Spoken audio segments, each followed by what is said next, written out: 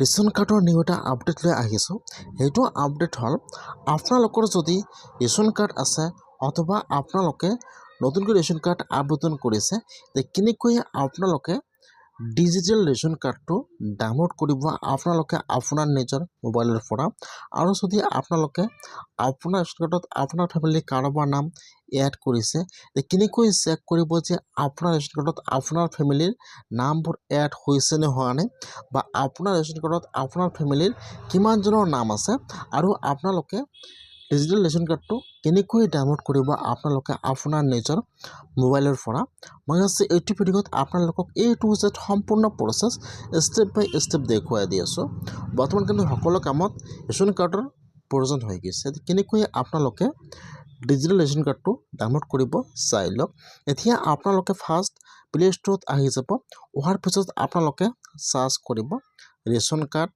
আপোনালোকে just ration card লিখি search কৰি দিব। ইয়াত কিন্তু এপৰ লিংকটো আহি যাব এনেকৈ গৈ। আপোনালোকে ফাৰ্ষ্ট এপটো ডাউনলোড কৰি ইনষ্টল কৰি লৈ ল'ব। মই কিন্তু আপোনাৰ সুবিধাৰ কাৰণে এপৰ লিংকটো মোৰ ডিছক্ৰিপশ্যনত দি দিছোঁ। আপোনালোকে ফাৰ্ষ্ট এপটো ডাউনলোড কৰি ইনষ্টল কৰি লৈ ল'ব। তাৰপিছত এতিয়া আপোনালোকে অপেনৰ ওপৰত ক্লিক কৰিব। যেতিয়া আপোনালোকে অপেনত ক্লিক কৰিব, এতিয়া কিন্তু ইয়াত হোম পেজটো অপেন হৈ যাব এনেকুৱাকৈ। ইয়াত চাপে দুটা অপশ্যন দিয়া আছে, বেনিফিচিয়াৰী এণ্ড ডিপাৰ্টমেণ্ট, যিটো আপোনালোকে নিজে কৰিব। সেইকাৰণে আপোনালোকে ইয়াত বেনিফিচিয়াৰীত টিপ মাৰ্ক দি দিব। আৰু ইয়াত চাব দিয়া আছে ইণ্টাৰ ইয়ৰ আধাৰ কাৰ্ড নম্বৰ। এতিয়া যিটো আপোনাৰ আধাৰ কাৰ্ড নম্বৰ আছে, ইয়াত আপোনাৰ আধাৰ কাৰ্ড নম্বৰটো বহাই দিব। আধাৰ কাৰ্ড নম্বৰটো বহাই দিয়াৰ পিছত তলত চাব যিটো কেপচা আহি যাব আপোনাৰ তাত। এতিয়া আপোনালোকে ইয়াত কেপচাটো বহাই দিব। আপোনালোকে ভালকৈ চাই ল'ব।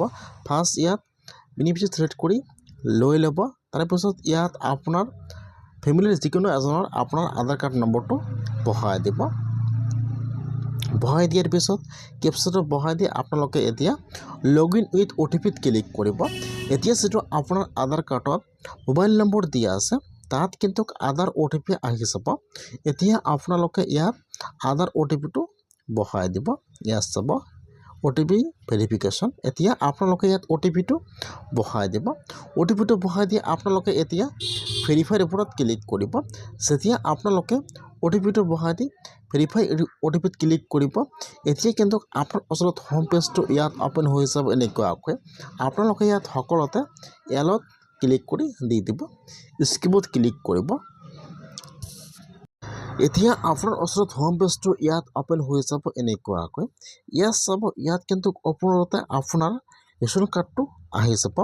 ইয়াত চাব, ইয়াত আপোনাৰ ৰেচন কাৰ্ডটো আহি যাব। ফাৰ্ষ্ট ইয়াত আপোনাৰ নেম আহি যাব, আপোনাৰ ফুল এড্ৰেছ আহি যাব।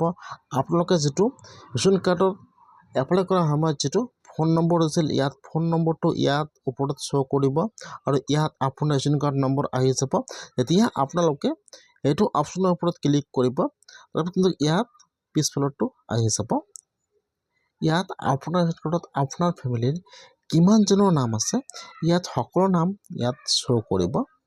ইয়াত চাব, ইয়াত ফাৰ্ষ্ট আপোনাৰ যিজনৰ নামত ৰেচন কাৰ্ডটো হৈছে শ্ব' কৰিব। তাৰপিছত যেতিয়া আপোনালোকে সেইটো অপশ্যনত ক্লিক কৰিব, আপোনাৰ ৰেচন কাৰ্ডত আপোনাৰ ফেমিলিৰ যিমান কেইজনৰ নাম আছে ইয়াত সকলো নাম ইয়াত পিছফালে আহি যাব। নেম আহি যাব, ভইচ আহি যাব, আপোনাৰ জেণ্ডাৰ আহি যাব। এতিয়া আপোনালোকে ডাউনলোডৰ ওপৰত ক্লিক কৰিব। ইয়াত চাব ডাউনলোডৰ অপশ্যন দিয়া আছে। যেতিয়া আপোনালোকে ডাউনলোডত ক্লিক কৰিব, আপোনাৰ ওচৰত কিন্তু আপোনাৰ ডিজিটেল ৰেচন কাৰ্ডটো ইয়াত ডাউনলোড হৈ যাব এনেকুৱাকৈ।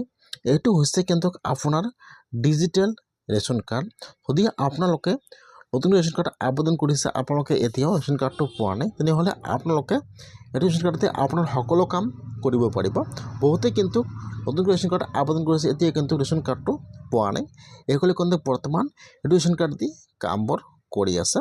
যদি আপোনাৰ ৰেচন কাৰ্ডত আপোনাৰ ফেমিলিৰ কাৰোবাৰ নাম এড হোৱা নাই, তেনেহ'লে কিন্তু আপোনালোকে এইটো এপৰ পৰা এড কৰিব পাৰিব। কেনেকৈ এড কৰিব চাই লওক। ইয়াত চাব, ইয়াত 3 ডটৰ অপশ্যন দিয়া আছে।